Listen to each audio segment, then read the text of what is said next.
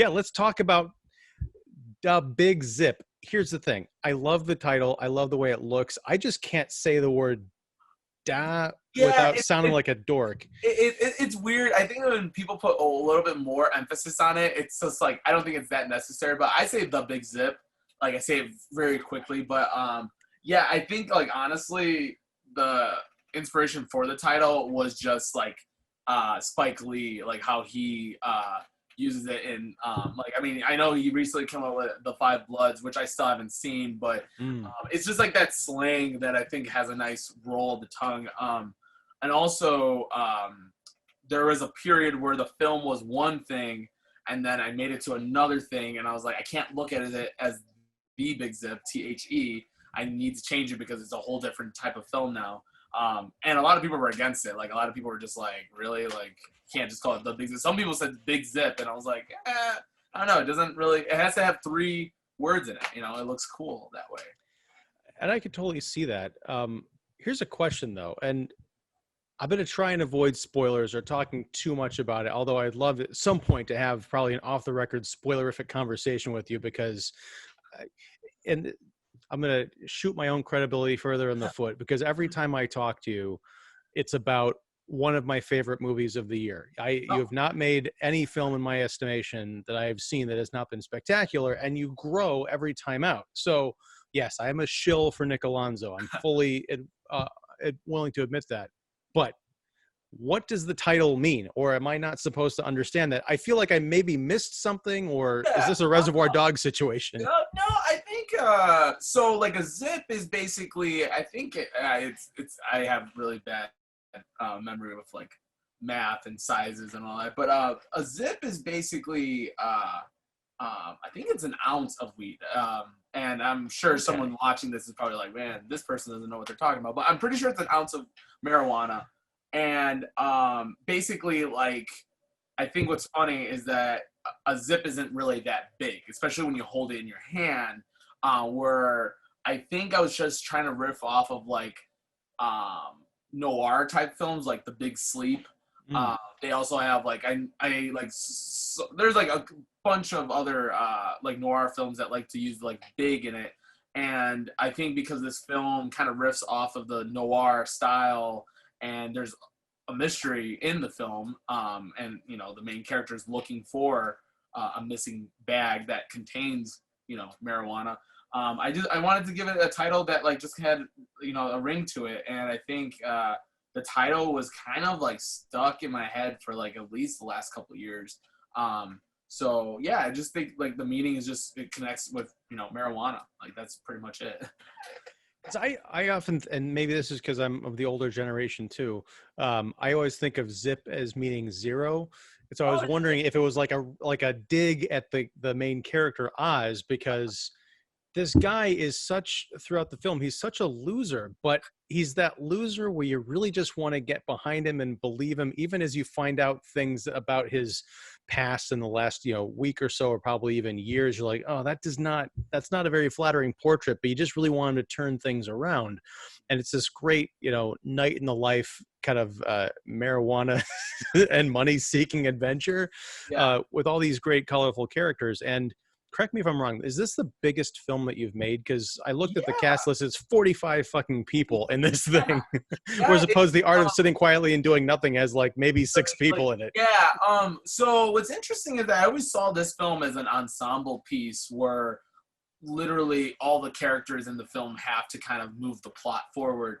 And I think like one thing you notice in my films is that plots, not that they don't matter to me, they're there, but I like to carry them with the aesthetics or like the main character and just like scenarios to kind of just like, move the film forward. So in this case, I really wanted the characters to kind of bring out that plot to kind of move forward. And it is definitely the biggest thing I've made. It's not the most expensive thing though. That's what's interesting, where a lot of this was just based on resources, like locations of like places that I reached out at. I did have to pay for transportation and food, but one thing is that money wasn't like this super like big thing. I wasn't like pulling out my wallet, just like swiping my credit card like left and right. So it's interesting because like it definitely is a big project, and was always going to be my biggest project when we started production on it. And yeah, I'm like really surprised that I'm not incredibly broke because of it. And it's making the moves that it has to do so far. I'm really like happy about it. This is probably the most like um, I guess this is like the most a project of mine has been doing. I don't know how to explain it. I guess I want to say doing numbers because we're not making money per se, but it's it's getting attention from a film festival. We submitted to a bunch of other ones that I'm really looking forward to, and like now I'm doing like this is the first press thing for the film. Cool. So yeah, I hope you feel special. It's just like it was weird because I think from the start, I wanted to really release this film back in April, and obviously that wasn't going to happen, and now I'm here, and I'm happy that I'm here. Well, yeah, and it is a great pandemic movie, I think, because it's so full of life that a lot of times I watch movies, or TV shows that were sort of created before this time, and like, oh man, I kind of reminisce about the good old days when you go out and hang out with a lot of people, but it's kind of depressing. But this movie has such an engine of life and humor and danger to it that I was completely caught up, almost like being transported to an alternate world. Yeah, Uh, and I got to say, for not having a budget, you and the whole team made it look like $1 million. I I, appreciate that. I think a lot of it has to do with the color, the editing, those wonderful interstitials that you put in, the sort of a PSA about the particular drug that is the center of the movie. There's some of that in the artist sitting quietly and doing nothing. So but it's always a nice surprise because you don't expect it. Yeah, There's yeah, nothing very straightforward about this film except that it's someone trying to get something and they run into all these crazy characters in an evening. We've seen that before, but never quite like this. um, I guess I'm going to ask the annoying writer question. Where did the inspiration come from? How did you come up with the idea for the Big Zip? So it dates back maybe 2014-ish. Just in a nutshell, I went to Skokie to buy a phone, and that was from I was living in Rogers Park, so you would think wouldn't take that long. It became a whole debacle for some reason, and I'm not gonna like go into so much detail. But when I came back home, I was like, I really want to do something about a character doing one thing, but takes almost like a whole day. And I wanted to like really center around, set in the city. I wanted to really focus on the noir aspect, which around the time, 2014, that's when Inherent Vice came out. And me and my brother saw it in theaters. And at the time, like, even though I was still like just watching films constantly, I didn't get Inherent Vice at first. I was like, I don't know what the hell is going on, but it's one of my favorite films now because I watched it like at least a dozen times, and I know it's still a film that a lot of people are not sure about. I can't say it's like it's not like it to me. It's one of my like it's a great film when it comes to like the noir that could be made today. But when it comes to like noir films in general, there's like a whole, crap load of stuff that people can watch and, skip out on Inherent Vice. But I think like, yeah, it's just the idea was just kind of centered around just trying to make like a mystery film or some kind of film where a character has to go through a bunch of like crazy stuff. And like one thing that I studied as a kid was Homer and the Odyssey. And like, that's always been something that's been presently in my mind whenever it comes to like storytelling. But I really like when over the years as it changed, I really wanted to center on the art scene, specifically the music scene in Chicago, and the idea of being a struggling artist in Chicago, and also focus on I guess just the artistry that exists in the city and how vibrant the city can get when it comes to music, film, and art. And I feel like there's a lot of movies that are being made that really don't touch on those subjects. And I'm really happy that it kind of exists here because like you were saying, like how it like kind of makes you feel like you're in a different reality, especially when there's a pandemic going on. Where what I hope is that when things kind of get better, when that ever happens, I really want the film to kind of be something relaxing for people to watch, something that people can enjoy, laugh at. Where I think like the biggest pet peeve I have with some filmmakers today is that they're like, I want to make a pandemic movie. I want to make a movie about the pandemic. And it's like, I'm pretty sure once the pandemic's over, nobody's going to want to watch anything that involves viruses, anything, it's just, I think like now it's like, it's definitely hard to like promote your films, especially when you're independent and low budget. But I also think it's just all about like the waiting game when it comes to getting out of this this year. And like, I don't know, it's like a lot of movies now are just getting postponed if they're like, attached to a major studio, which I don't want to go like that much into it, but I'm kind of enjoying the idea that Hollywood films are kind of just like in purgatory now, because I think it gives other filmmakers some room to promote their stuff where, I'm excited to see where the Big Zip goes. And like, I'm hoping that by the end of the year, theaters can be open, or safer to be, I hope theaters become more safe to visit. And I don't know, it's definitely interesting of how this whole year just kind of came about. Well, it definitely feels like, I watched it at home on my laptop, and that's fine because I got wrapped up in it. So the aesthetic or the mode of watching it doesn't really matter. But I do feel like this is something that would benefit from having a group of people in a theater reacting to it. It's a party movie, even though the party aspect of it doesnn't come in until the very, towards the end, and that's not a spoiler. But it is something that I think the music is so important to this that I can just imagine people being in their seats. I caught myself just kind of rocking, watching just even the dialogue stuff because there's, music going on in the background. As far as I'm going to jumping all over the place here, but like a release strategy, how are you getting this out? You're in festivals. How did the hip hop festival go? So, so as of right now, the main goal is just to submit to film festivals. That was something that I spoke to, people attached to the project, specifically my editor, Julius Jefferson, who, when we were editing this during the pandemic, which originally we had a rough cut done like maybe like March. And then when things were kind of getting hectic with like, hey, are we ever going to be able to show this when we want to? We're like, let's just sit here and actually work on it more, where we spent like the next few months editing it.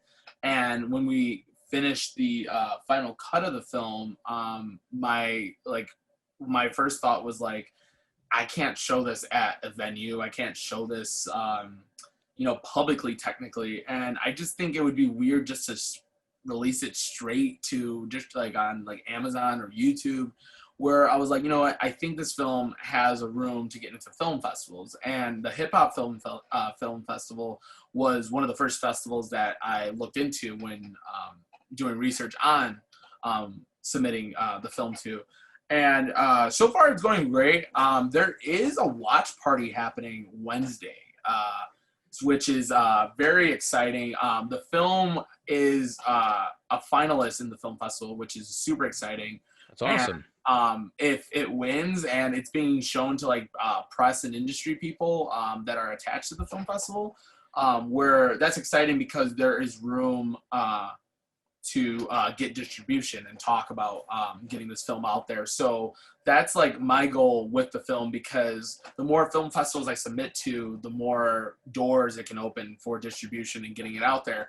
Whereas I think it's cool that people can self distribute their projects, but it also depends on who's attached to the project, who you are as a filmmaker, where I don't want to like, put myself down, but like I'm local, but it would be nice to just kind of go through the film festival route, because the fact that this is, being promoted by a film festival in New York is exciting, because I've never been to New York.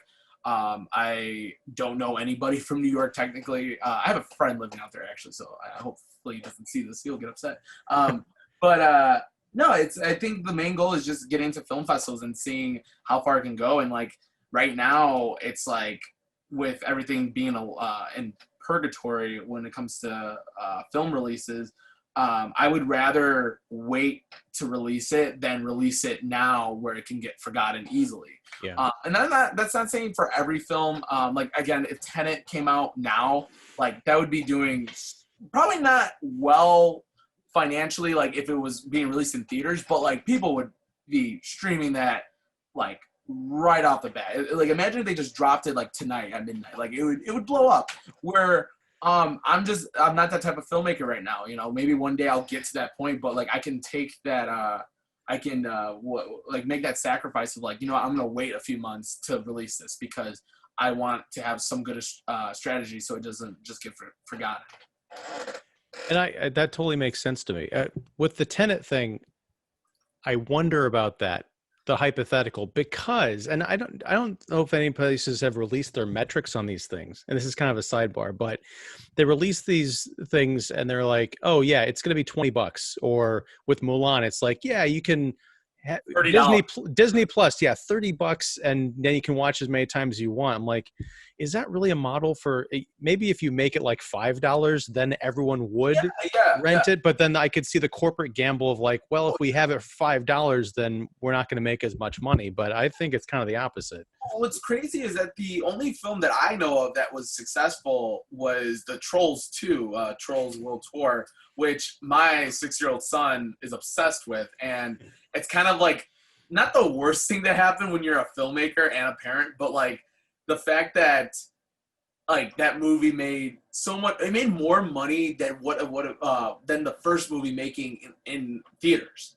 Shit. Yeah, but like is that what's funny too is that the box office is technically like also like just sitting there because nobody's going to the movie. Like, people are going to the movies, but it's not like, you know, there's no lines going to the movies. And I know, like, I'm pretty sure major theaters aren't really open. I think it's just the small independent theaters. Yeah. Which yeah, it's strange that like now like video on demand is like kind of a big thing, but like they're not making it easier with like the whole Mulan thing. It's like, I'm sorry, like, one, I didn't really have interest in watching it, but it's also like, I'm not going to spend $30 on watching a movie that just kept on getting postponed.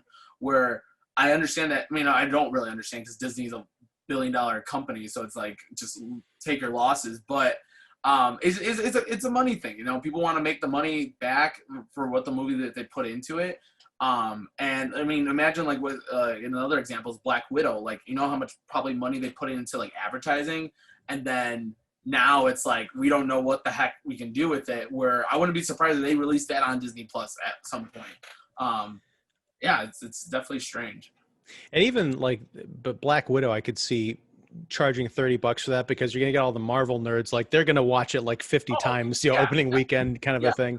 But Mulan, so another sidebar, it still freaks me out when I go grocery shopping and I see like the Doritos with Gal Gadot as Wonder Woman promoting Wonder Woman 1984. Like, where it's almost like it's gonna get to that point where like, I think at one point I was just like, oh, that movie didn't come out already. Like, oh, I guess they postponed it again.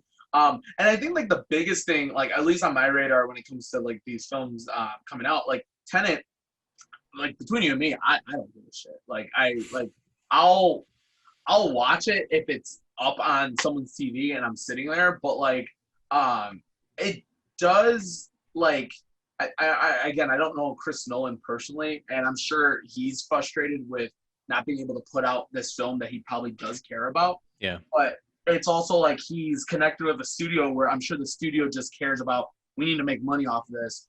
And he's probably sitting there like, yeah, I want to release this, but I also want it to be on the biggest screen ever because that's how you experience it. Where it's just, sadly, to me, for Tenet, it's going to end up just being about the movie that was being postponed during COVID. Like, that's how I see the film ending up being. Like, I'm sure maybe it's a fine movie, but we're not going to be talking about it until it's out or it gets leaked. And if it gets leaked, that would probably be the worst thing to happen to it because people would just watch it, talk about it for a weekend, and that's about it. It would be really hilarious if the movie just like sucks. Like, it's just not good. It's like his worst film ever.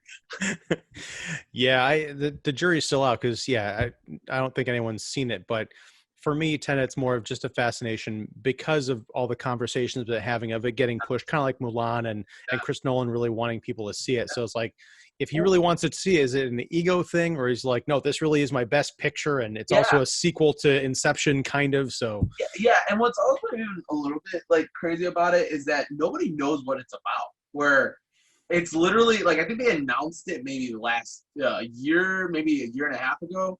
And then when the teaser dropped, everyone's like, we don't know what it is, but it's coming out soon. And then now it's like, we don't know what it is still. And the fact that they're still covering up like the plot and like everything about it is pretty impressive. Like, where you would think that it would just got leaked all of a sudden, like some Warner Brother like employee just got disgruntled and was like, I gotta leak this to the world because I'm tired of it. But yeah, I mean, it's gonna be interesting once it finally comes out. Yeah. Now, tell me about this watch party that's going on. Now, I'm putting this up on YouTube Tuesday or today for the people who are watching this, because that's kind of weird. But so it'll be tomorrow, which is Wednesday.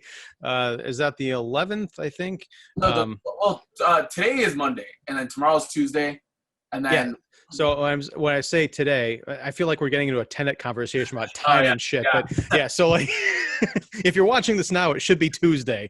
Oh, okay, for sure. So if this is up, today's Tuesday. Yeah. So tomorrow, on the Hip Hop Film Festival website, which is hiphopfilmfestival.org, there's a watch party for The Big Zip at 2 p.m. I believe that is New York time.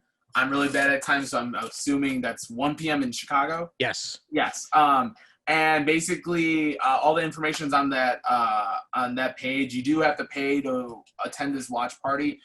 So if you people want to check out the film, definitely feel free to watch it there. I'll probably be attending the watch party, which I hope I don't have to like have a camera on me. I'll just be like a fake person in the chat room saying like, yeah, this sucks, but no.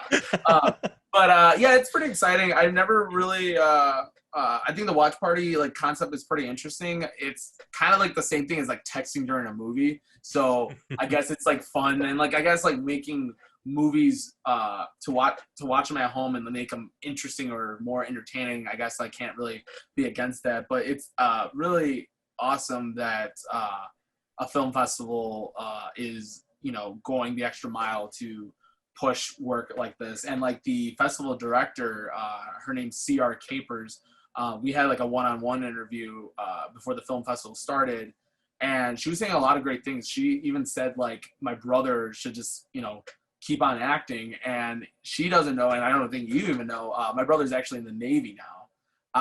I didn't know that. Yeah. Wow. So that was something that she was just shocked by, and it was a really good conversation. She was very excited about including the film into the film festival. This is their 5th year, I believe, so that's really exciting too. And they really just know how to really connect with the filmmakers, and really good organization. I'm just really happy that it got selected by a film festival that I was, you know, really interested in being a part of. Yeah, this is obviously the first of many, and I'm really excited about what film festivals might select the film as well. And like, there's also a lot room to submit for stuff that's going to be happening next year, because a lot of film festivals are postponing their stuff to the next year. Some film festivals are also taking it up online, obviously, which is also interesting, because back then, like, online film festivals were kind of like not a scam, but like you always got scared about being scammed, because on Film Freeway, you know, you can look into the film festival, and if it's at an online event, you're like, well, is my film going to be screening? Is it going to be available? Or are they just going to hand out awards? And I've gone through a rabbit hole of like fake film festivals. So with this whole online stuff, it's definitely interesting that like the filmmaking aspect is kind of going back to that format. Yeah, and you mentioned this kind of earlier with the big guns kind of taking the year, like pushing everything out. There is more room for independent creators to play and to get their stuff out there. I do like the idea of the watch party, mostly because with this, your strategy of hoping that this thing finds a life at festivals and eventually getting out. I want people to see this right now. So the fact that folks can, you know, I'll have all the information in the description for how to get to the watch party, but I definitely recommend it. Because I think, again, it is great to have this as a shared experience, or even just, I don't know if you can mute other people and just watch the movie. Cause like you said, texting, texting analogy, like, can I just watch it? And I'm assuming it's probably just like a chat room based thing because I guess Netflix used to do this, which is yeah, when they introduced the watch party for Netflix, someone was saying like, oh yeah, they used to do that back in the day. Now they're bringing it back. Where I'm like, that's cool. I mean, typically like I'll like text during a movie, like if I'm at home, if I saw the movie and I'm just like watching it just on.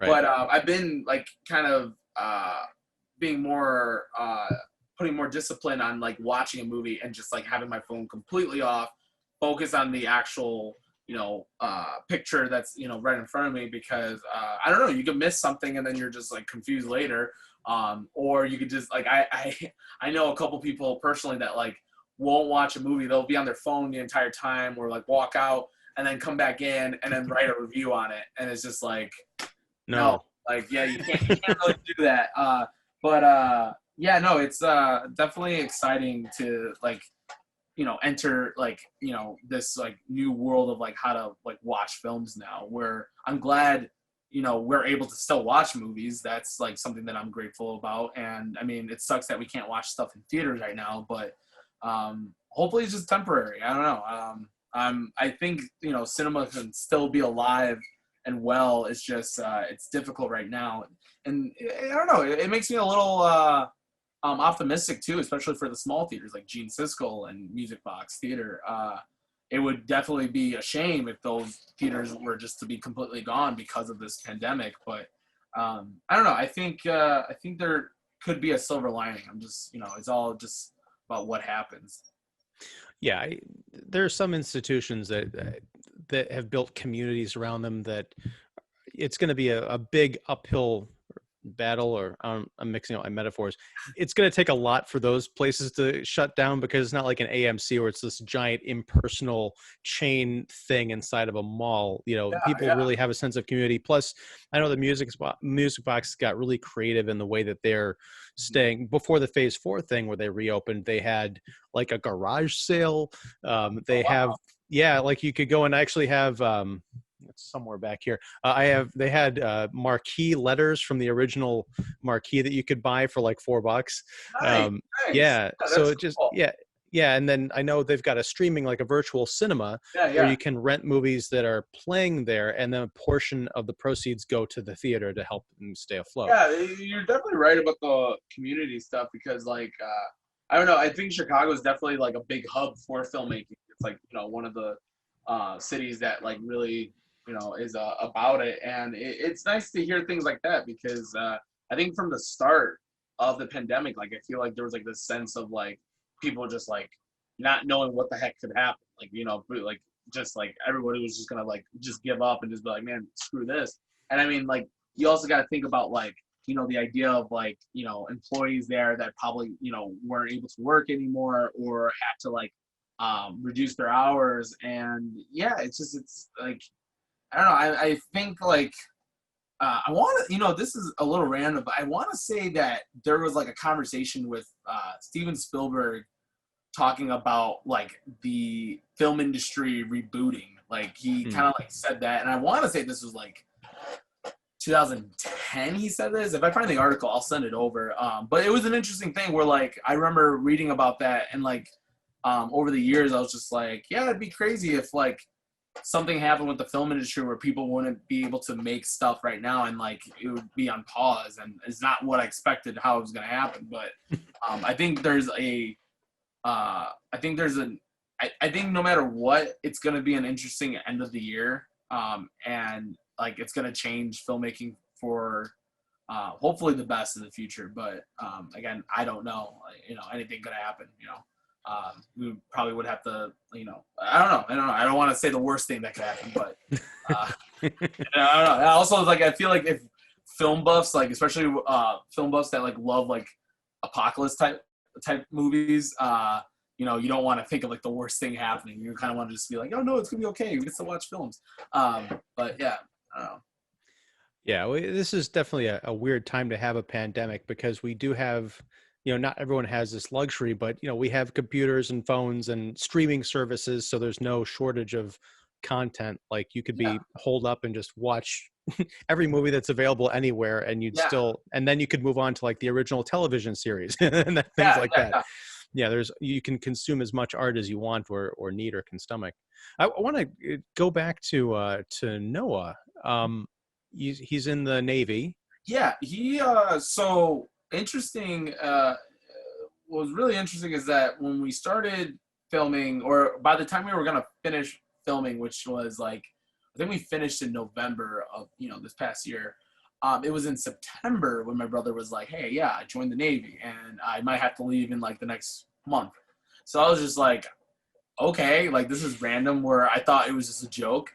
And me and my brother, we're close, obviously, and working with him on a film was definitely interesting. But for a while, I was thinking like, this film's not gonna get finished. Like, I don't know if I could keep up. In September, I was moving. I was working like 4 jobs, and like it was just a hectic month. Whereas when Noah found out that he was going to be leaving for boot camp in December, we were able to kind of give ourselves some more time, and it went well. It went well. I think the last few like weeks of filming were very like sentimental and like dramatic in a way, because we were just like, we're not going to see Noah for a while. And he left for boot camp in December. I think he graduated in January, and now he's up in Virginia. Doing I don't know what exactly he's doing, because I don't know, we never actually talk about that, but he's really happy that the film is finished, and I think he's reconsidering some stuff when he comes back, if he wants to pursue acting. But he's definitely feeling good about like his decisions and like his choice of doing that, because I think if he was here and he wasn't in the Navy, I don't know what the heck he would be doing. And not like he's like not responsible, it's just like he probably would have been working because he was working a lot of like coffee shop jobs.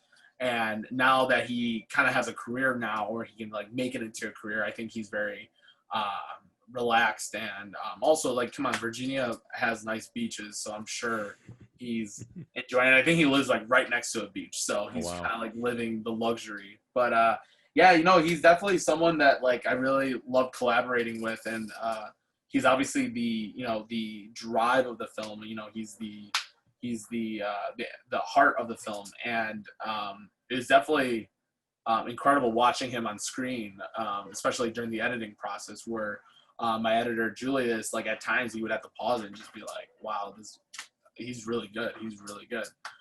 So yeah, no, it's I actually talked to him like a half hour before I got on this call with you, and every time when I'm talking about the film, he's like, "I'm not gonna be on the call. Like, I can't be on the call," which I don't think he's joking, like, to be honest, because not that like he wouldn't be able to talk about anything. He's just naturally shy, and like probably will say something stupid too on screen, because he likes to just joke around all the time. Well, it is a phenomenal performance, and so I've only seen Decaf Don, your previous film, I think twice ahead of us talking about it last year. But the Oz character who Noah plays is in that film briefly, and then this movie is all about him. So yeah. Was it always that intention to do something more with that character to kind of blow him up? Yeah, so Noah's character, the Oz character, Noah has been in all my films. So from Chicago to The Art of Sitting, and then Decaf Don and The Big Zip. So the idea that like when I came up with like introducing his character more, because my brother's always wanted to act. Thing is that when I started making films, I just like I couldn't really find that character that I wanted him to like, if I wanted him to be leading role material. But like I think what he learned as I was learning how to make films, and like approaching them differently and growing in each film, my brother was growing as an actor and growing as like someone that's always seen like, hey, I know how my brother makes films. I know how my brother likes to tell his stories. So I think when The Big Zip was kind of being talked about, the idea was like, oh, we want Noah to be in it. And also like Noah shares some similarities with Oz when it comes to like the music making. Like Noah is really into making music, and like the role was basically for him to play. And when we were working on Decaf Don, I would be like, hey, it would be kind of funny if he pops up here and we just like move on to the next thing. Where I always like connecting things. I think it's fun. Some people like like to just like compare it to like the whole Marvel universe building, but I think like you could do that with almost any type of film. It just really depends on like how far you want to go with it. But it's definitely a little fun Easter egg when people watch my work and start noticing, like, hey, I saw this kid in this other film. Well, I also like that some of your other, I guess, recurring players, at least from the last film to this one, like Dennis Episcopo and Mario Anthony, show up in very different roles, Yeah. but you still see that same kind of spark that they had in the previous movie, and going places that I honestly didn't expect. Dennis plays a music producer. Again, when you hear about, or when you see music producers depicted in movies, it's always like, oh, I got this big studio and I got these, crazy glasses and a hot secretary or whatever, smoking a cigar or whatever. But this is just a guy kind of in his apartment producing kind of like freelance for people on his laptop. Yeah. And he's putting a lot of work into it and a lot of, money. And I'm not really giving anything away here, but it is that kind of a street level look at, I've never really thought about, if you're just a kid in Chicago or any city and you want to get your demo done or whatever, you go to a producer, you can't afford the big studios. So maybe there are people out there who are kind of like these indie folks who are doing it as a passion, and they'll also, work for hire. Yeah.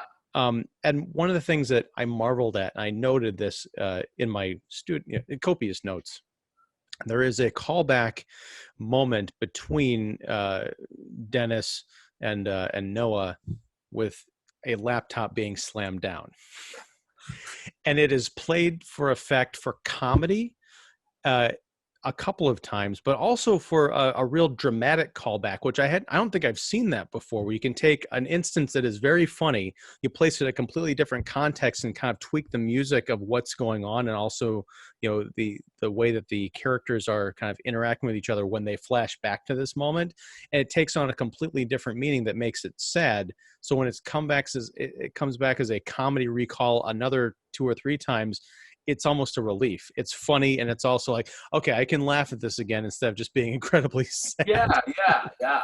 Well, like, what's funny about that whole callback thing, that was all like my editor, where like the idea of that scene popping up, it's almost like, it's literally like that happens in the first 5 minutes of the film, where it just keeps on being brought to attention, because it's like, hey, even though all this is happening, you got to also remember that this is happening too, or like this happened, and like, just like there has to be some kind of resolution to this, but you're not really getting that until like, I guess, the very end. But it definitely it's enjoyable that people like those like callbacks and a lot of the like sporadic editing, because one thing with like my editor was that I, like, at some point I stopped writing notes, because I'm like, he gets it. He knows what I want out of this. And it was a really fun collaboration where me and him were talking the other day, Julius, about how throughout the whole pandemic of editing this film, I told him, I feel like I did 5 minutes of work, where we actually spent so much time working on it. But every time because we've been friends since high school, and like every time we came over, it was just, we would watch a YouTube video, laugh about something, talk about something else, hang out. It would be like 2 a.m. We'll eat something, and then we do 5 minutes of editing, and then the next day we'll do the same thing. Where I am very like grateful to have someone that was keeping the passion like with the project, not allowing the pandemic to like completely diminish everything. But like, even while we were editing it, like there was moments where I'm like, this is so good, but is it ever going to be seen? Is this ever going to have a any kind of like redemption with it? And I'm glad that I just was optimistic about it. I'm glad that, I think, like, honestly, the key is that like, you just have to be patient. Like, that's just how I see it. Because again, like, even if I was still editing it right now, I'd still like feel like, oh, hey, I still have something special here. It's just, there's a time and there's a place where it's going to happen, and I just have to be patient about it. Yeah. Well, I mean, they say art is never completed; it's only abandoned. So you just you just Oh, stop. It is what it is. Yeah. I love that quote. That's a great quote. One thing I want to, again, I'm jumping all over the place because you say things, I flash on something else, but the locations you mentioned, you called in some favors, you know some people, but there's some real, and this is an element that's in all of your movies, but again, you keep pushing and growing, and I was just kind of blown away by some of the stuff you got away with. Like on the L train, for example, early in the movie, something happens, and I'm like, I'm not going to give it away, but did you clean that up? And Oh, did hell you no. clear the car? Like, how did?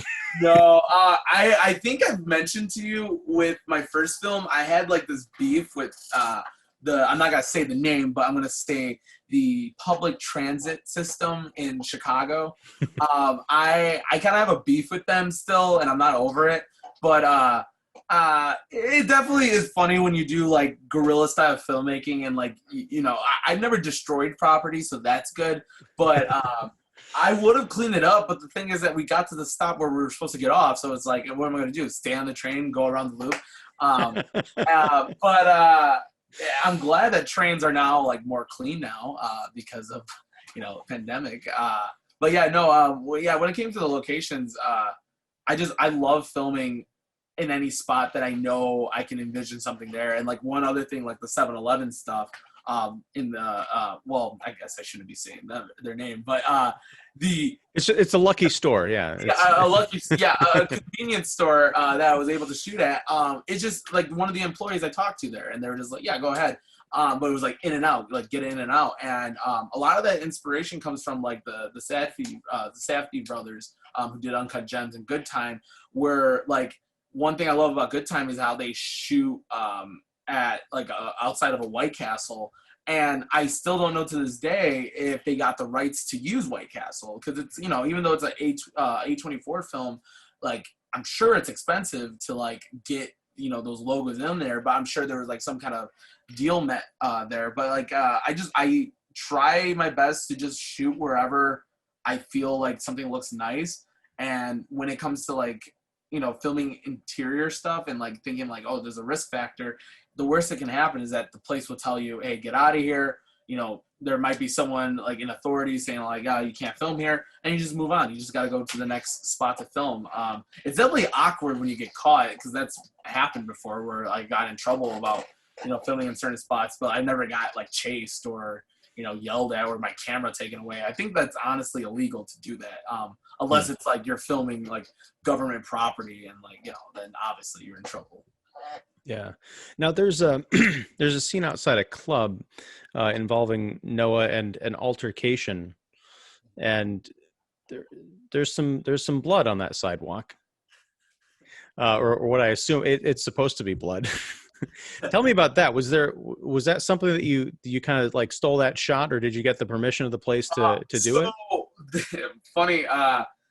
I'm not gonna say the place because I'm still trying to figure out my relationship with them. But when the place is awesome where we shot it, and it's definitely a really great place to like have like concerts, events, and it's ran by an organization that's pretty well organized. Unfortunately, there was someone in charge or someone that worked for the organization that was being very weird about me filming more stuff there. And like in a nutshell, I was going to use that space for another event separated from the film, to be specific. But we were gonna do something there. We were gonna do a comedy show there because my editor is also he writes comedy and does hosts comedy shows. And I put down a $25 fee, to rent it out, because there's like $25 for it's a cheap place too. But what was annoying is that when the pandemic was happening, we couldn't do the show. So I was like, hey, can I get my $25 back? And $25 is whatever to me, but like, come on, like it's $25. And the person just kept on being standoffish. And I had to like message them a lie saying that I haven't eaten in months and I need the $25 as soon as possible, and they did it. But that spot is great. But right in front was just like public property. It was just a side street, and I was freaking out because I'm like, we have a lot of fake blood here, and someone's gonna think it looks real, or they're gonna think like, what the heck's what's going on. But typically, like, I think if someone just sees a camera, they're gonna think, okay, they're filming something. Typically they think, oh, they're Columbia students and they're filming their their thesis project, which I hope that's like always like an excuse for the rest of like filmmaking history. Because like I hope like once I'm pushing like 60, I can just lie saying like, yeah, I'm doing a film project for Columbia. Throughout this whole production, I want to say like nothing like drastic happened, like, or like someone like, I don't know. I can't really. I think like the filming process was definitely the easiest part. Believe it or not, it was just the editing process that was just like, we have so much stuff, we have to go through it. What works, what doesn't work. But yeah, I think yeah, it was definitely a real experience where like I'm really excited about what I do next, because now I have like a full grasp of like, I want to film here. I know how to film here. If I can't film here, I'll figure out a way. And if it's not meant to be, then I'll just move on. I'm not, you know who Randall Miller is? No, I don't think so. One of the worst filmmakers ever, because he got a cinematographer killed on set. It was the Allman Brother Band movie that they were trying to make. And I forgot, I think her name was Sarah Jones. It was like a whole movement because he lied about getting permission to film on a live track, a train track. Yes, it's definitely one of the most interesting things that happened in like independent filmmaking, because since then, like, you can get in real trouble if you don't have permission to do whatever. Like, you have like, and now like think about it with like the pandemic.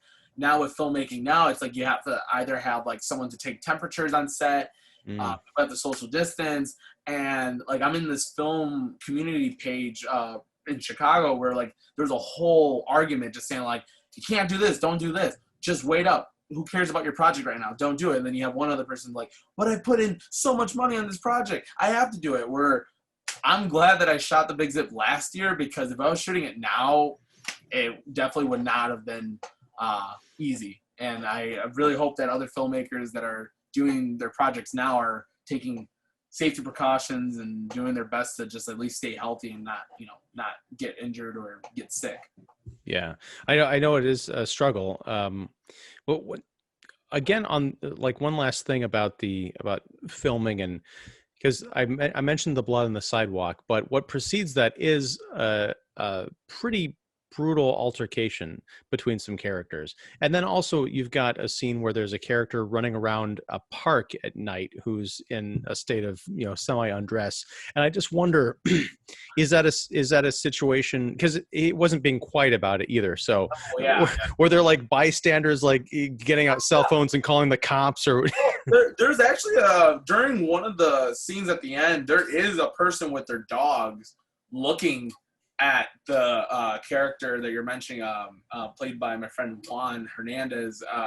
When he's screaming, you see the dog walker looking like very confused and then walks away, where I caught that on like during the editing. But during the other stuff, what's funny is that I shot it by my old high school, and my fear was like, oh man, so many people are gonna like be out there, and like I think there was like maybe a group of like kids just like hanging out. But like nowadays it's like, I don't know, the world is so wild that like when you hear screaming, especially like that, like either it's like, okay, someone's getting murdered, something worse is happening, let's actually see what's happening. Where like I probably wasn't paying attention, and maybe someone was walking by and was like, what's going on? And then the minute they see someone holding a camera, like 5 other people just like standing with sound equipment and just like looking around, I think people just automatically assume like, oh, okay, they're just filming, it's fine. But I'm hoping at least in future projects I can like close off streets, and I actually have like this elaborate idea of how to do that without actual permits, and I'm pretty sure it's bad. But thing is that like one thing I also think about when I like at least shoot something publicly, I try to map out like what's a busy street and what's not a busy street, where like I did have a couple people like peek out their windows during some sequences where they were just like, you know, who's that in front? And again, like I think like the worst that can happen is that if someone calls the cops, I'm filming something, and that this is what's going on. And I mean, as long as you don't have like contraband on you or like something like that could get you potentially in trouble, I try to make sure all my sets are safe and controllable. So one question I want to ask about the music in the film. It was all, I don't have the composer's name. Angelo, his name's Angelo Notali. Okay. Tell me about that collaboration, because the music is so great and so varied throughout the movie that I just wondered, was this in your head, in his head? Is it something that you found together, like watching the edit come together? Like, So Angelo, he was on my radar for a while because he came to a screening for Decap Don, and he actually came in late, and I felt bad because he was asking for a seat, and I was like, well, you came in late, I can't get you a seat. And I thought like my energy towards him was gonna be like bad, but like at the end of the screening, he comes up to me and says, this is one of the best things I've ever seen. Here's my card. I'm a composer. And he very like talks really fast. He's very energetic, really funny. And I was just like, cool, I'll take his card. And we met up a couple more times, like at like this like small film festival. And for a while, I was trying to figure out about like, okay, what's going to happen with the score for this film? What direction do I want to go into? And Angelo, I kind of like hit him up last minute, and he like scored like this small little teaser that we did because I was trying to promote the film at this event that like needed like some kind of promo. And I asked Angelo, I'm like, hey, I know you haven't even seen the film. Technically, the film's not even finished. I have a teaser here. You kind of know what is happening in the film. I could give you like this much context. And we spoke like for maybe like 2 hours over the phone, trying to meet a deadline the same day. And he composed the main theme in that film. And when he did that, I was just like, this is really good. And then when we actually got into the whole like composing the actual film, he just kept on saying like, I love what I did with that teaser. I know you like the theme. I'm just going to expand on it more, where this was one of the first times I ever worked with a composer that wanted to have like a repetitive score, but in such a unique way because the score is in different like variations of that theme. And it was definitely like a fun process. It was a lot of like, hey, like this is what I like here. Can I score this part? And I said, yeah. I showed him examples of the stuff. There's actually like a song there. I think it's, no, it's definitely during the scene with Juan's character going on his big crazy trip. Some of the music was inspired by a sample that I found that was used in Intergalactic by Beastie Boys. So okay. like we were just kind of like dissecting a lot of different genres, and like the main thing, I'm a huge fan of a rapper, hip hop artist named MF Doom, and a lot of his stuff is like instrumental based, and I was showing a lot of that to Angelo, and like I think it's just all like boiled down to just having a similar taste in music and constantly talking. Like we talked throughout the whole pandemic. Like he would want to FaceTime every second he had a chance, and it was definitely fun. Like he did his. It's one of the I think one of the best collaborations I've had with music, and he always asked the right questions and wanted to know each detail about each character. Where even at some points, like I was opening up, like almost like it was like my therapist. Like I was talking to him about like, this is why I have this in this film, because I'm trying to tackle these old demons I had. And yeah, it was a fun collaboration. It was very, very exciting, and we still talk on a regular basis. He's really happy about the film getting into a hip hop film festival because again, like, is that me? I don't know. I hope that's not me. But yeah, no, it was definitely a fun collaboration. Well, the one thing, and it shows because it is a very fun score. I've been on a kick, like watching a bunch of Italian horror movies, like Argento films and Giallo films. So that scene where the Anthony character, Juan, is on the bus and his mind is sort of starting to melt, I felt like a big Italian horror influence, like burst into the movie. I was like, I love all of this. That's really cool because Julius is a huge fan of like Italian horror, and that's definitely we're trying to go like in that route, and also like a Lynch vibe because Julius is obsessed with. I mean, I like Lynch too. Another thing, if you want a film recommendation, check out the film Possession, Okay. 1981, I believe, and it's with. Is it Sam Neill, the guy from Jurassic Park? Yeah. Yeah, he's in it. It's really great role, and the scene with Anthony of him like screaming and going crazy is lifted from a very important scene from Possession, and that movie is incredible. Like I definitely recommend watching it. Definitely up your alley if you're into like horror films. It's pretty horrific. I won't lie. I've only seen it once, and it's like at least on my top 10 of like really great films. Oh shit, I gotta watch that very soon. Yeah. Um, what was it? I had something and I completely lost it. Darn it.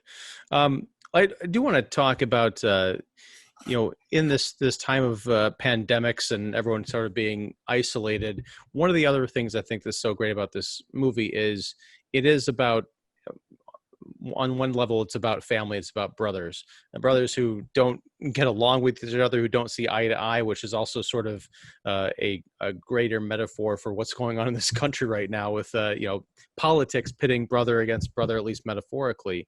And I do like that there is a warmth to this, and a lot of that comes out in not only your performance but also Noah's as well, because there's such a frustration. You've got the one guy, Oz, who's a complete fuck up, and then you've got his brother, who is also, you get the feeling that he's kind of, he doesn't quite have his act together too, partially maybe because of things that Oz has done. There is a real sense of desperation along with these ticking time bomb characters. The movie starts off with Oz having to get some money so he can pay this producer.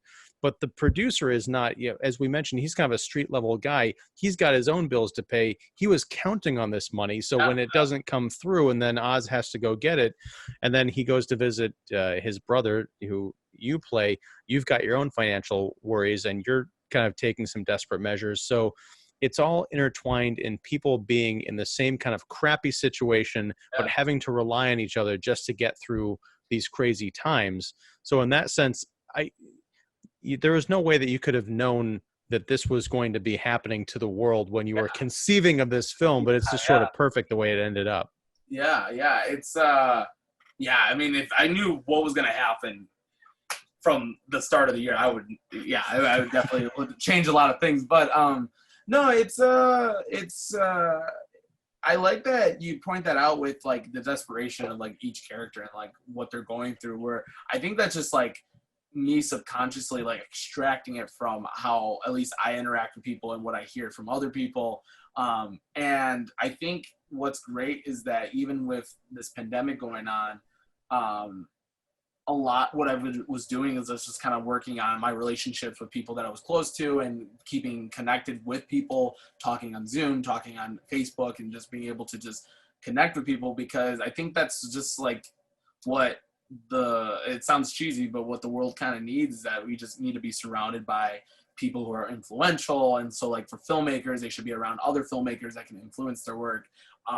Filmmakers, talking to film critics, and like obviously we have a relationship. We've known each other for what, like the last like 3 years about right? 3 or 4, I think. Yeah, where it's like, we check up on each other here and there, and like, we're all doing our own craft and we're supporting it, and I think that's what's important. Where in the Big Zip, like it's really tense between certain characters, but at the end it's like Noah's character Oz is like trying to figure out what he can do with his music, and at the end of it it's just kind of like up in the air, but you kind of get the sense of like, oh, maybe he learned some things about himself and like how he can be less of a fuck up. And that just kind of plays into just how things are now, where like, I'm not saying Noah is personally a fuck up, but Noah was going through a lot of stuff. We're all human, we go through a lot of issues, and now it's like he's on a path where he's very relaxed but still like trying to figure out things, where I think he's changed completely since we finished filming the project. I think I've changed since we finished the project. So it's all about just like kind of growing into the next year or the next whatever, and trying to figure out what we can do to kind of keep our heads on and not completely like give up or freak out. And yeah, I don't know, I'm really happy that the film got formed into this, because I think my biggest fear with like being a filmmaker on such a small scale is like, I don't want this film just to be completely forgotten, or it's just there and then that's it. I want it like, I don't know. I think like for me right now, the goal is like, if I get distribution and it's like available on Amazon or Netflix, like that's cool. And I think that would be enough for me, because it's on a platform that exists and will just stay there for a while. Where I know other filmmakers that get into situations where like they're still working on a project that they've been working on since like 2015, and it's like it's definitely a process, but sometimes it's like I don't know. Sometimes it's just weird how life takes you with your work, and I'm happy to be where I'm at right now. Well, I'm happy you're where you're at right now because you're actually making movies and putting them out. Like, it's Yep. crazy to me that we talk every year. Yeah.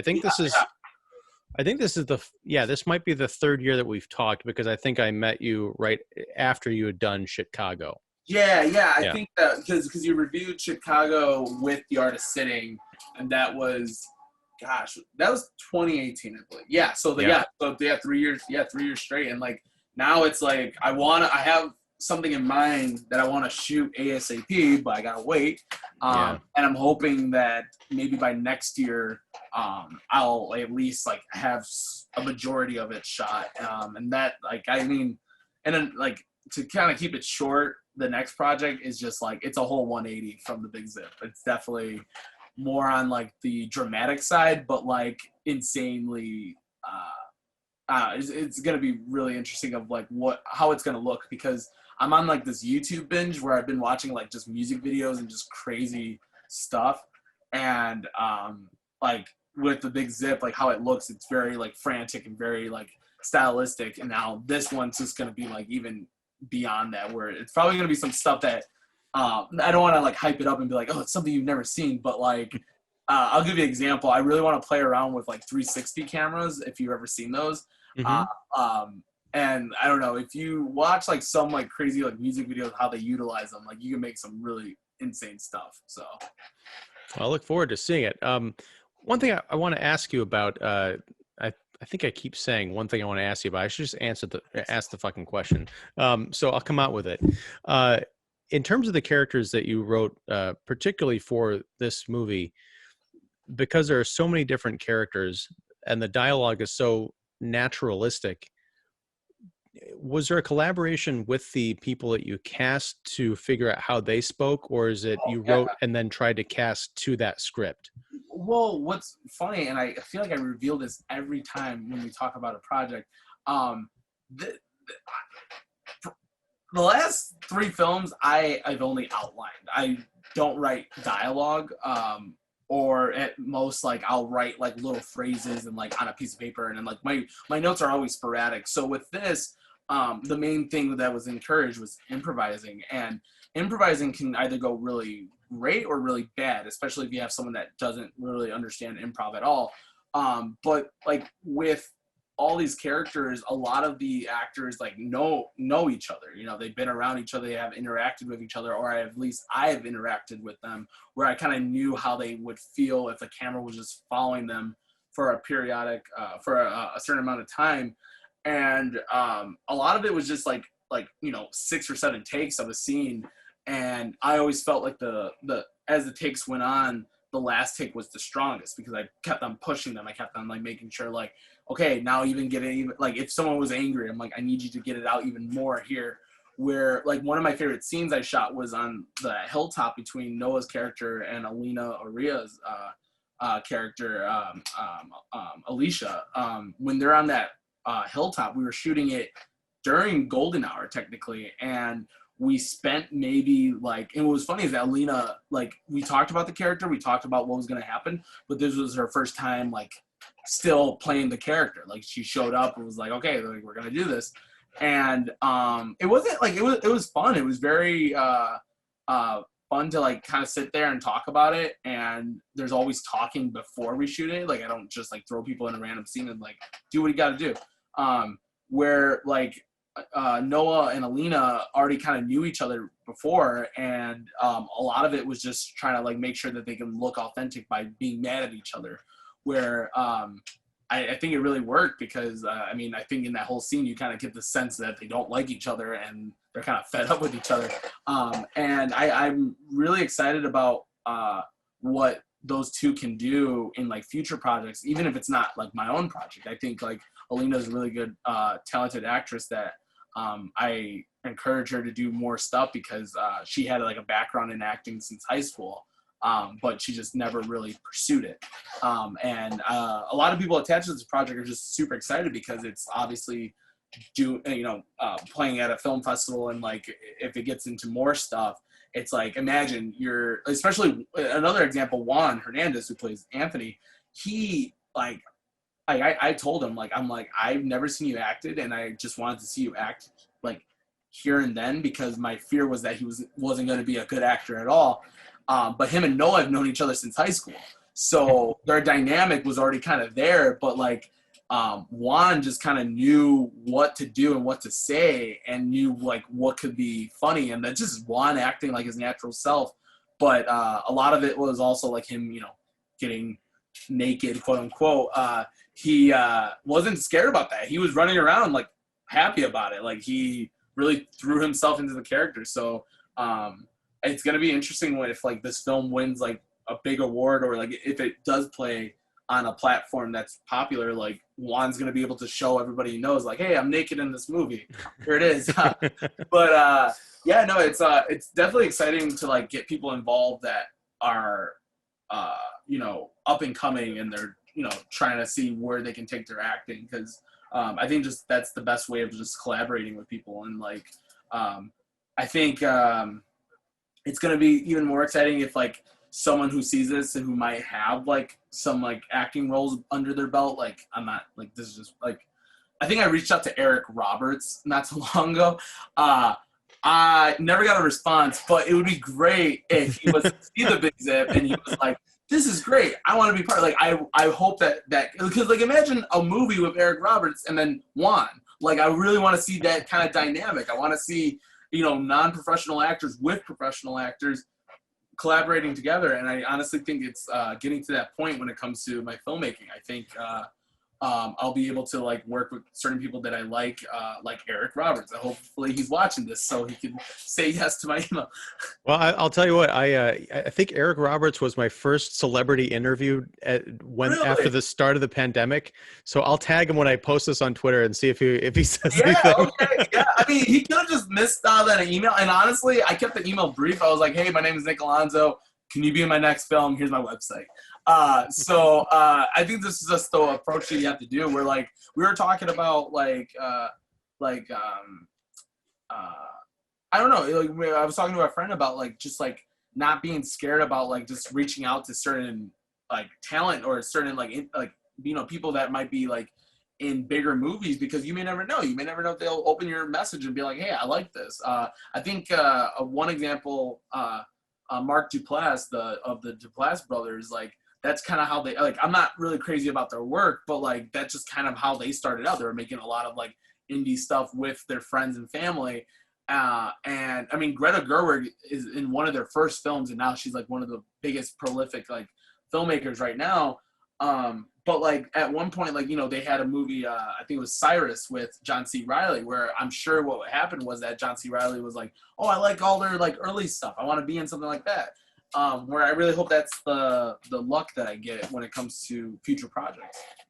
Well, I gotta say, and yeah, I probably have asked you this question about the writing and stuff before, partially because I have a very short memory, and also partially because, especially with this film, because there are so many moving parts to it, so many characters, and such great dialogue, whether or not it's written or improvised, that it just feels like it had to have been planned. Now, I am kind of relieved that it was largely impromptu, because one of my questions was going to be, there's some harsh language in here that, especially for 2020 and this political climate that we're in, it's still shocking, even though, and I'll just say there's some characters who use the N-word, but they are, African-American, actors who are saying this. And again, it sounds very naturalistic. I was just wondering if you were sitting there writing this, like wondering, can I have Mario Anthony say this, or is it going to be a problem? Yeah, that's always interesting. And like, I mean, that's one thing that, one thing I can kind of riff off is that like, I don't know if I ever like mentioned this, but like I come from like a mixed background where my mom's Black and Puerto Rican and my dad's Irish and Mexican, where how I look, I just look completely white, where I just refrain, like if I was writing this, I would refrain from writing that word down in my scripts, because if I felt like it had to be there, I would just have a discussion with the actors saying, hey, to make this look more authentic, try to talk amongst each other and like just talk however you would talk. Whereas like, you have people like, Tarantino that just are obsessed with that word and loves to write it down into their script and like, it has to be here. But I always think like there's always a room to talk about that stuff, where I think like for, filmmakers that are probably like thinking about like, oh, I kind of want to utilize this word in here, but I'm not of color. So how do I put this in it? Talk to someone who is of color and get a perspective, because like, again, filmmaking isn't just, an art that is just for white people. Like, it's very diverse. Like, even with like Hollywood standards, it's, becoming more diverse, but it's also tricky. But like, I think if someone was writing something and wanted to get like, for example, like if I was writing something like that, I would probably talk to like Mario first, or my editor, Julius Jefferson, because, they're both of color and, they're both writers. So there's always like room for doing stuff. And like, I always think it's funny when like, if someone gets caught up and gets in trouble because of something, they're just like, oh, I didn't know. What are you talking about? I just thought it was okay. And it's just like, no, there's proofreading. There's like always, it's always nice to get a second pair of eyes. So that's just how I look at it. Yeah, well, it comes off as really authentic too. There was one character who was sitting on a stoop talking to Noah. He's the guy who was sort of evicting him from his place. Oh yeah, Justin Finley. Yeah. Oh my God, and if he came up with all of that dialogue, he deserves some kind of an award, because he was so funny. That's all him. He what's funny about Justin is that he's a friend of ours, and he is probably the most like I call it, he's the really good at roasting people, which is basically like, I don't know, like if he was sitting in my room right now, he'd be like, Nick, you look like a caveman that's about to graduate high school or something like that. He's creative when it comes to roasting, because it's never like mean. It's more of like, he knows how to go like far with it. He knows how to like even like make it into like a whole story if he wanted to. But yeah, that was just him just being natural. And what was even funnier about that is that there's a painting next to them the entire time. Yeah. And that painting was dropped off like during the scene. So we were just like, hey, let's just, that's what I like about filmmaking, that you really like tweak the scene up and like be able to just make it look more interesting if you just kind of like look outside the box a little bit, where like typically I feel like a filmmaker would just be like, oh, well, we don't need that painting in there because the painting doesn't make any sense. But it's like, make it make sense. Put it there because it could show something about the character. It's obviously like they're moving, so like make it look like the painting is being moved outside of the house. Which that was also our old place that we did leave at one point because yeah, long story. But we had a huge house party at that place at the end of it, and it was bad. It was really, really bad. Speaking of parties, I want to close on this note, because there is a party with a pretty spectacular rap battle is sort of the climax of the film. Tell me about filming that. Was Noah and Mario just riffing off of each other again? Was that rap battle in progress, captured as it was? Did you do a bunch of takes like, oh, I liked what you said here, can we move it to here, kind of a thing? So I believe that, the opening tracking shot that happens, that took 13 times. And that was very frustrating because we got it the 13th time. But everything else, that was shot like maybe 3 or 4 takes. We shot it from different angles. Noah already had that rap in his head for a while, where he performs it on stage. And it's actually the song that he's basically trying to sing throughout the film, but never actually raps it until then. And Mario kind of had this like whole thing planned out weeks ahead, where he was going to roast Noah and like basically like just had it all planned out, which is even more humorous because I feel like when it comes to rap battles, at least like the misconception of it is that like you think you have to like say a bunch of like harsh words, swear, and even though there's some swearing, literally like Mario is just making fun of like how Noah looks and like hitting him at his like the most specific spots, where I really like that, how that scene turned out, because the crowd is like cheering, but like to the most cheesiest type of like corniest like rapping ever. Where I think it makes the scene feel very authentic, very funny, and very fun. And that was a really great thing that we shot, because like a lot of people who came out to be extras were people I knew. We had a lot of time left over, so like we basically like shot it on a good schedule. I had a megaphone the entire time and was just like yelling in people's ears like anytime they were next to me, so I felt like I was doing really good directing. But you know, everyone like had a great time, and like even after that, like people were just like hitting me up saying like, oh hey, let me know if you ever, like, it's always fun when you meet someone and they help out with something and they just like all the time, oh yeah, let me just be in, you know, if you're ever looking for an actor, I can do it. And I'm just like, great. Like I'm always like getting like hit up by people that just like, oh yeah, I can be in your film. And I'm like, yeah, let's see if you can actually do it, because I don't know, I'm not tough to work with, but I think like I'm just like I like to utilize people as much as I can. Well, and you utilize them to great effect. I said that was my last question, but that's a lie, because one thing I wanted to comment on, you mentioned the Safdies. I have not seen Good Time, but I did see Uncut Gems. It was one of my favorite movies of last year. And one thing that struck me about it was the Safdies' eerie blend of comedy and horror. Yeah. And kind of like the social awkwardness that is the fine line between the two a lot of times. And in the interactions between Noah and Oz and the Dre character, who played by Mario Anthony, particularly in that last scene, because it's sort of a drug deal gone all right, and then bad, and then you think it's going to be all right, and it gets really bad. Yeah. That roller coaster that happens in that 15-minute stretch was quite something amazing. And part of that comes down to Mario's demeanor, because you think he's a chill guy, but you get the sense that he's really dangerous and that Oz has no idea what he's in for. Yeah.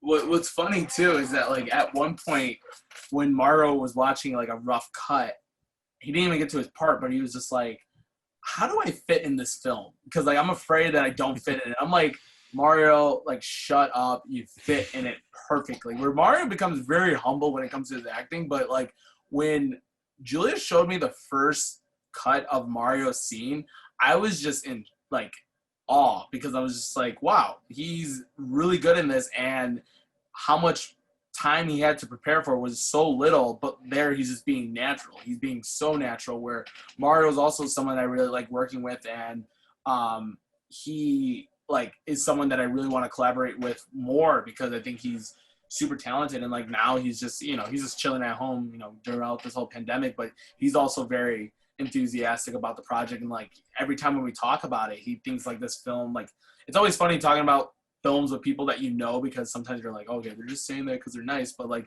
he just kept on like rooting, saying like, hey, like I think this is gonna be your film that's gonna like really just kind of get out there more, where again I just hope that it just gets distribution where a lot more people can watch it, and I can just sit at home and know that it's out there. It would also be nice to make a couple dollars off of it, but that's just in a fantasy world eventually. It's coming to you, man. You're going to get the recognition you deserve at some point. And also, I'd be remiss if I didn't mention also our friend Greg, Nico Garibay, shooting the film, and also with you kind of continuing to grow up on these projects. Yeah, he's keeping busy with a lot of like freelance stuff and music video stuff. So Greg, especially with that whole rap battle scene, like I think that's some of the most impressive camera work I've seen in any of my projects, because Greg already shoots music videos and kind of knows how to make it look cinematic at the same time. And in that whole film, in that whole scene, he's just like with the crowd, moving around with them and like knowing his space. So Greg is also like, without him, like the film definitely would not look the way that it does now. Yeah, well, congratulations on the movie, man. And for those watching this, definitely check out that watch party, and also keep your ears out. I'll be screaming this from the high heavens whenever it does get distribution or more festival recognition, however people can see it. So the Big Zip is it's an achievement, and I don't know what you're cooking up for the next thing. I know it's going to be a while before we'll get to see it, but it's going to be well worth it, I'm sure. Yeah, thank you again. All right, man. Take it easy, and good luck.